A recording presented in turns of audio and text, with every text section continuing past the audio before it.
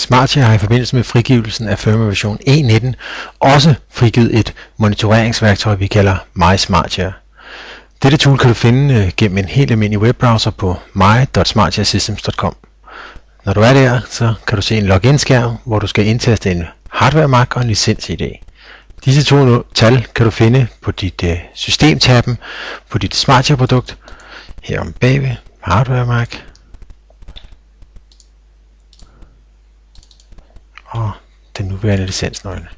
Når du har de her to, kan du logge ind ved at trykke ind på login-knappen. Når man har logget ind til sin Smartshare-kasse, er det første, man bliver præsenteret for statistikker.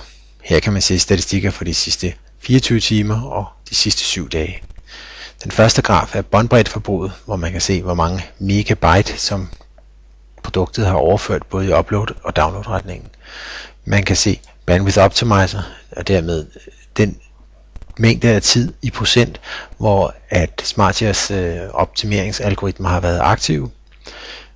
Man kan se flow raten, user experience improve time, og så user bandwidth, som angiver, hvor meget båndbredde har der været tilgængelig per bruger i den givne periode. Og her er det interessant at se, man kan se den minimum mængde af båndbredde, der har været tilgængelig for enhver bruger på et hver givet tidspunkt.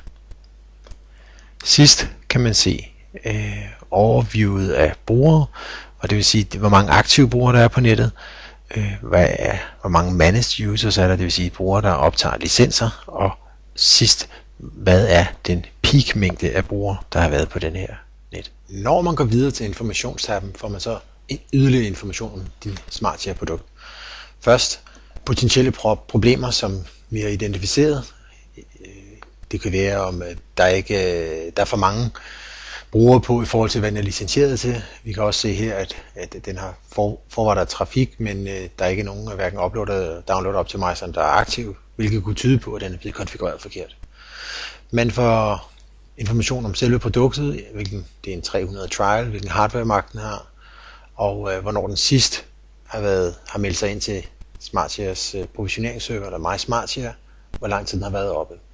Den her kasse kører yderligere i trial mode, hvor man kan se, hvor lang tid er trial-perioden der er tilbage, og hvornår det så forventes at ske.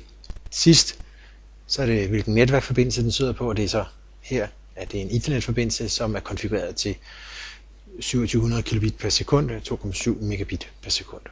Den sidste tab er alerts for sit Smartshare-produkt. Her kan man konfigurere alerts i det tilfælde, at kassen exceeder user capacity, det vil sige, at der er flere brugere på, end der er licenseret til. Hvis der er en nyere firmware tilgængelig i forhold til den, som kassen nu på nuværende tidspunkt kører, eller hvis kassen kører i trial mode, og den er ved at udløbe. Man skriver en e-mailadresse, man kan have flere e-mailadresser, og for at man kan lettere genkende den, kan man også have en produktbeskrivelse. Det kan være produktet, som står på Tobaksvejen 25. Det bliver skrevet ned i den alert e-mail, der kommer, og man trykker på submit, når man er færdig.